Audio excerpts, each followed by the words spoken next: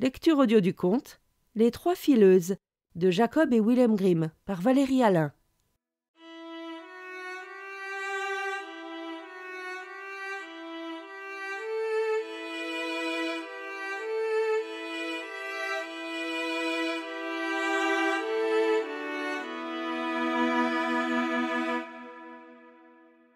Il était une fois une jeune fille qui était paresseuse et qui ne voulait pas filer, et sa mère avait beau dire tout ce qu'elle voulait, elle ne parvenait pas à l'y forcer. Un jour sa mère finit par perdre patience et par se mettre en colère, et elle la battit, à la suite de quoi sa fille se mit à pleurer à chaudes larmes. Il se trouvait que la reine passait justement par là, et entendant les pleurs, elle fit arrêter son carrosse et entra dans la maison pour demander à la mère pourquoi elle battait sa fille, au point que l'on entende les cris de celle-ci jusque dans la rue. La femme eut honte de révéler la paresse de sa fille, et lui dit « C'est que je ne peux l'empêcher de filer. Elle ne veut que filer, toujours et encore, mais moi je suis pauvre, et je ne peux pas lui fournir autant de lin. Rien n'est plus doux à mon oreille que quelqu'un qui est en train de filer, et rien ne me réjouit autant que d'entendre ronronner un rouet. Laissez-moi mener votre fille dans mon château. J'y ai suffisamment de lin, et elle pourra filer autant qu'elle voudra. » La mère s'en réjouit de tout son cœur, et la reine emmena la jeune fille avec elle. Lorsqu'elles arrivèrent au château, elle la conduisit dans 3 pièces qui étaient remplies du plus beau lin qui soit, du sol au plafond. « À présent, file-moi ce lin, et quand tu auras terminé, tu épouseras mon fils aîné. Quand bien même tu es pauvre, cela m'importe peu, et ton zèle sans borne constitue une dot suffisante. » La jeune fille prit peur, au fond d'elle-même, car elle était incapable de filer tout ce lin, même en vivant jusqu'à 300 ans et en filant tous les jours du matin au soir. Quand elle fut seule, elle fondit en larmes, et elle demeura assise ainsi pendant 3 jours sans bouger le petit doigt. Le 3e jour, la reine vint la voir, et voyant qu'elle n'avait encore rien filé, elle s'en étonna. Mais la jeune fille s'excusa en disant qu'elle était si chagrinée d'être loin de chez sa mère, qu'elle n'avait encore rien pu faire. La reine accepta cette excuse, mais elle lui dit en partant « Demain, il faudra que tu te mettes au travail. »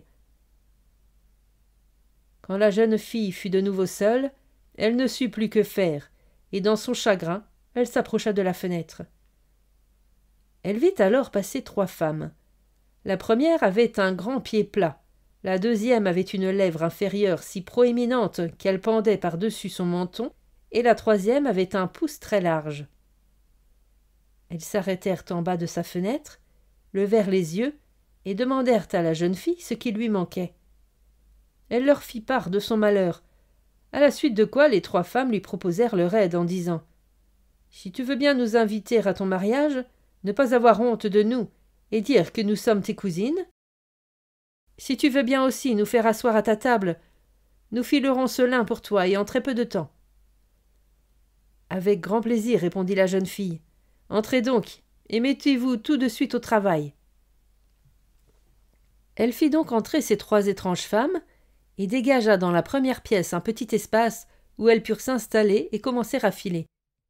L'une tirait le fil et actionnait le rouet avec son pied, la deuxième mouillait le fil, et la troisième le tournait et tapait sur la table avec son pouce, et à chaque coup qu'elle donnait, un écheveau de fil tombait par terre. Et celui-ci était filé de la manière la plus fine qui soit. À chaque fois que la reine venait la voir, la jeune fille cachait les 3 fileuses et lui montrait la quantité de lin qui avait été filé, si bien que la reine ne tarissait pas d'éloges à son sujet. Quand la première pièce fut vide, elles passèrent à la deuxième, puis à la troisième, qui fut bientôt vide, elle aussi. Les 3 femmes prirent alors congé de la jeune fille en lui disant « N'oublie pas ce que tu nous as promis, ce sera ton bonheur. » Lorsque la jeune fille montra à la reine les pièces vides et la montagne de fil, celle-ci prépara le mariage. Le fiancé se réjouissait à l'idée d'épouser une femme aussi adroite et travailleuse, et il la louait sans cesse. « J'ai 3 cousines, dit la jeune fille, et comme elles ont été très bonnes envers moi, je ne voudrais pas les oublier dans mon bonheur. Permettez-moi de les inviter au mariage et de les faire asseoir à notre table. » « Pourquoi ne devrions-nous pas le permettre » répondirent la reine et le marié.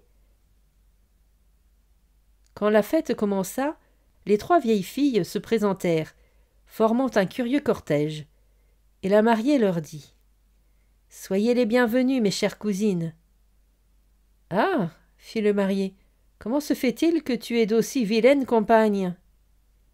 Il s'approcha ensuite de celle qui avait un large pied plat et lui demanda « Comment se fait-il que vous ayez un pied aussi large ?»« C'est à force d'actionner le rouet, répondit-elle. Il s'approcha ensuite de celle à la lèvre pendante et lui dit « Comment se fait-il que vous ayez la lèvre qui pend ainsi ?»« C'est à force de lécher le fil, répondit-elle. Il demanda alors à la troisième « Comment se fait-il que vous ayez le pouce aussi large ?»« C'est à force de tourner le fil, répondit-elle. Alors le fils du roi prit peur et dit « Puisqu'il en est ainsi, ma jolie épouse ne touchera plus jamais un rouet. » Et elle fut ainsi débarrassée de ce travail qu'elle détestait tant.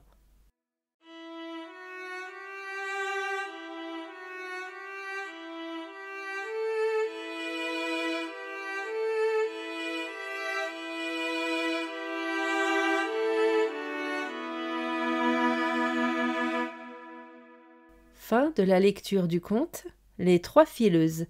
Merci de votre écoute. Je vous rends vos oreilles, cœur avec les doigts.